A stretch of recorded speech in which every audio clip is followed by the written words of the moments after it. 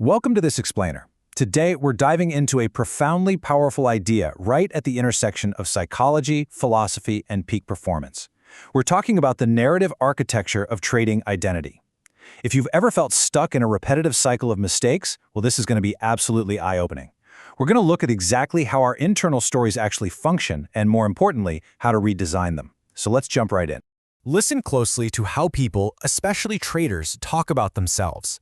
I always revenge trade after a loss. How often have you heard someone say a variation of that?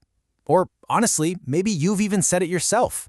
We hear these kinds of self-sabotaging phrases literally all the time. Usually they're tossed out with a little chuckle, maybe some dark humor, or just this quiet, heavy resignation. It feels like a passing comment, right? Just blowing off steam. But there is actually something much, much deeper happening right beneath the surface of that sentence. And this often builds into even heavier internal monologues. Things like, I can never hold a winning position. Just let the weight of that incredibly familiar thought sink in for a second.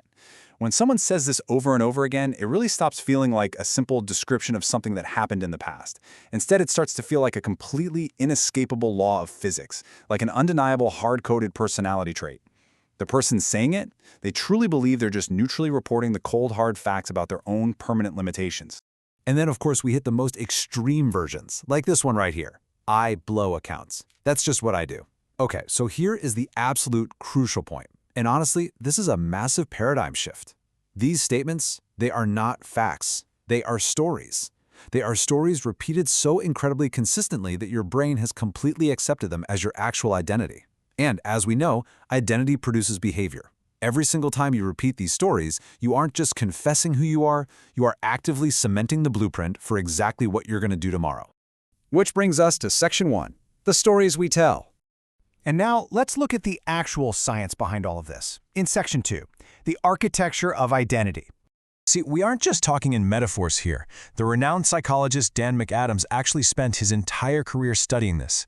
He wanted to know exactly what happens when we tell ourselves a story about who we are, and that research led to his essential finding, which is narrative identity. It's defined as the internalized story a person constructs about who they are, which actively creates their future behavior. McAdams discovered that stories don't just describe your identity, they literally create it. The narrative you're holding in your head right now isn't just a passive reflection, like a mirror showing a pre-existing self. No, it is an active construction site. It's the environment that your future self is growing into. So every single time you say, I always do X, you're actively laying down the bricks for the exact behavioral walls you're going to crash into during your next high-pressure situation. So why does this happen? Well, because the brain is fundamentally a prediction machine. Here's a wild little fact for you. Your brain uses about 20% of your body's energy, so it is constantly looking for shortcuts to save power. And it uses your internal narrative as its absolute primary forecasting tool. Just think about what happens when a familiar loss hits. Your brain doesn't want to burn precious energy evaluating this brand new situation from scratch. Nope. Instead, it just reaches right into the filing cabinet, pulls out the script you've already written called I Always Revenge Trade, and it automatically executes the next scene.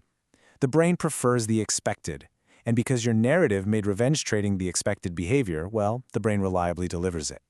But hey, here is the really good news.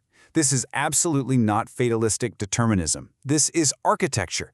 And the beautiful thing about architecture is that it can be redesigned. You can acknowledge the pattern, you can recognize it as a script rather than a permanent fact, and you can step right up to redesign the blueprint. You are the architect of this whole system. But the very first step, the step that almost nobody actually takes, is recognizing that the story you're telling is a blueprint for reality, not just a description of it.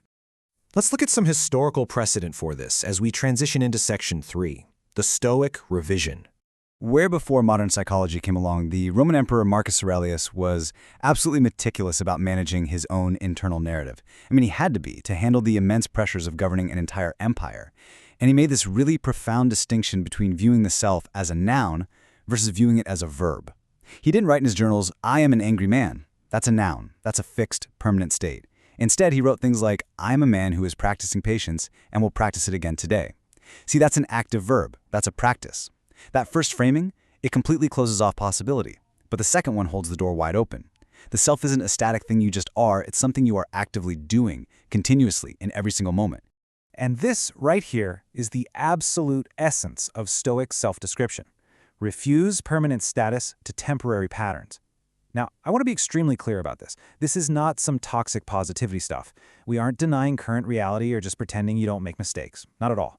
It is a precise, deliberate refusal to let a temporary mistake define your permanent character.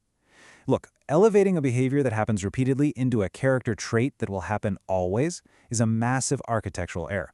And the Stoics, they simply refuse to make that error. Just compare these two frameworks for a second. First, I always revenge trade. Now the second, I am building the practice of pausing. I really want you to literally feel the difference between no two sentences. The first one is a total denial of your own agency. It just slams the door shut on any chance of change. But that Stoic revision in the second sentence, it's precise. It doesn't say, I never revenge trade, because, well, that would be delusional denial. Instead, it says, I am building a practice. And that gives your brain a brand new script to load up the next time a loss arrives. Okay, so let's get deeply tactical here in Section 4, rewriting your script. Now, this rewrite is not just about shouting affirmations into your bathroom mirror. Trust me, your brain quickly learns to completely ignore that kind of noise. This is about deliberate, evidence-based narrative restructuring. And here is the exact 3-step framework. Step 1, audit without judgment. You need to sit down and write out every single recurring statement you make about yourself. The I always, the I never, the I can't statements. Just do this as a neutral researcher cataloging raw data. Step 2 is to revise those statements from a fixed identity into an active practice. And step 3, which is definitely the most critical, is to insert that new script right in the exact moment of friction. So, let's see step 2 in action. Instead of that fixed identity statement, I blow accounts, you revise it to, I have blown accounts when the system was absent. I am building a system that does not depend on willpower. Just notice what this does. It honestly acknowledges the past. We aren't bypassing reality here, but it locates the behavior in a specific condition, which makes the condition the variable, not your actual character. And most importantly, it describes a present tense actionable practice. Now for step 3, the insertion. And I really cannot emphasize the quiet intensity of this step enough. This is not a morning ritual. This is not journaling homework that you just do safely away from your screens. No. This new, revised line must be deployed internally at the exact split second the old trigger lands. When that loss arrives and the old familiar scene begins loading up in your brain, right before your hand even moves to the mouse, you interrupt it with the new sentence, I am building the pause. Which brings us right to our final section, the next chapter. That small, heavily practiced interruption, that is how identity change actually happens. It doesn't happen all at once in some dramatic, cinematic movie montage. It happens in private, under pressure, just one interrupted scene at a time. It happens at the exact moment the old story is screaming its most convincing lines at you. And I really want to reassure you, you are the author. In fact, you have always been the author. The only question now is whether you're going to start writing deliberately, or if you'll just keep repeating what was written in an earlier, maybe less informed chapter of your life. But I promise you, with enough repetitions of this new practice, that old script will eventually stop loading automatically. The new practice will become your default. And that is exactly how you change who you are. So I want to leave you today with this really intimate, kind of provocative challenge. What is your recurring sentence? What's the one thing you say about yourself, whether silently in your head or out loud, so many times that it honestly feels like an absolute fact? I urge you, write it down today. Then, right beneath it, write out your practice-based revision.